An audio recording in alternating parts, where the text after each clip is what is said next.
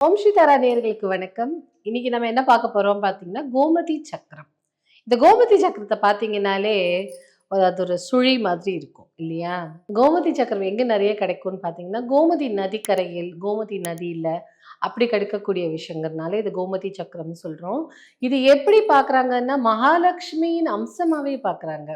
So இத நீங்க வந்து பூஜை அறையில, இல்ல உங்களோட ஹேண்ட் பேக்ல பணம் வைக்கக்கூடியதான இடத்துல இங்கெல்லாம் வச்சுக்கலாம். இந்த கோமதி சக்கரத்துக்கு வந்து ஸ்பெஷல் பூஜைகளோ, இல்ல ஒரு சில நிபந்தனைகள் சொல்றாங்கல்ல, நியமம் இதெல்லாம் எதுவுமே கிடையாது.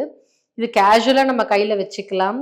ஆ இது அத தாண்டி இது வந்து என்ன பண்ணும்னா, நல்ல பணவிருத்திய குடுக்கும். கண் திருஷ்டி முதலியான விஷயங்களை போக்கும். அதனால எப்பவுமே நம்ம கோமதி சக்கரம் பேக்லயோ எங்கேயாவது வச்சுக்கிட்டாலும் நல்லா தான் இருக்கும். இப்பல்லாம் புதுசா நம்ம வந்து பெண்டன்ட்ல, கம்மல்ல, இந்த வளையல்ல எல்லாம் கோமதி சக்கரம் வச்சு வருது.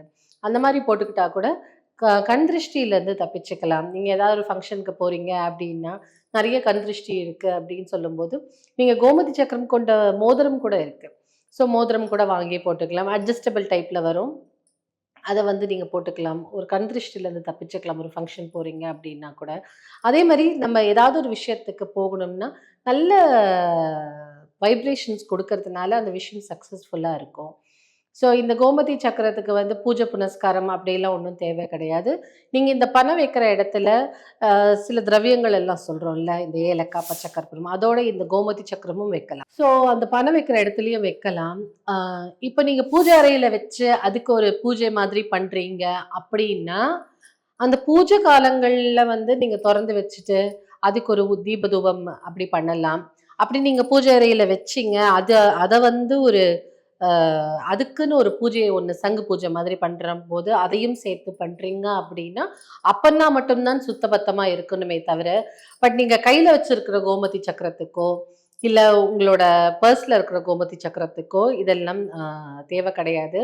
அணிகலனாவும் நீங்க அணிஞ்சிக்கலாம். இது வந்து நல்ல செல்வ செழிப்பு குடுக்கும். நல்ல வைப்ரேஷன்ஸ குடுக்கும். கந்திருஷ்டிகள், பகைவர்கள் கிட்ட இருந்து நம்மள காப்பாத்துறதுக்கு இது ரொம்ப நல்லா உதவும். ஸோ மகாலட்சுமியின் அம்சமா கருதப்படுறதுனால இது வந்து பணவரவிற்கு ரொம்ப யூஸ்ஃபுல்லாவும் இருக்கும். இதோட சேர்த்து நீங்க சங்கு பூஜை, இதையும் சேர்த்து பண்ணும்போது சங்கு பூஜை பண்றீங்க இல்லையா? அது பக்கத்துல கூட இத வச்சு இத பூஜை பண்ணலாம். ரொம்ப பவர்ஃபுல்லான ஒரு விஷயம். அதே மாதிரி அந்த கோமதி சக்கரத்துக்கே நீங்க எனர்ஜைஸ் பண்றீங்களோ, இல்லையோ, அந்த சக்கரத்துக்கே ஒரு தனி தன்மை இருக்கு இல்லையா? ஸோ அந்த தனி தன்மைக்கு சுழற்சி மாரி இருக்கும். எப்பவுமே அந்த ஆன்டி கிளாக் வைஸ் 2 சுழற்சி இருக்கும். இத இதுல இப்படி சுழற்சி இருக்கிறது வந்து ரொம்ப பவர்ஃபுல்லா இருக்கும். அத நீங்க கையில சும்மாவே கேரி பண்ணிட்டு போனாலே பாசிட்டிவிட்டி இருக்கும். போகக்கூடிய காரியங்கள் வெற்றி கிடைக்கும்.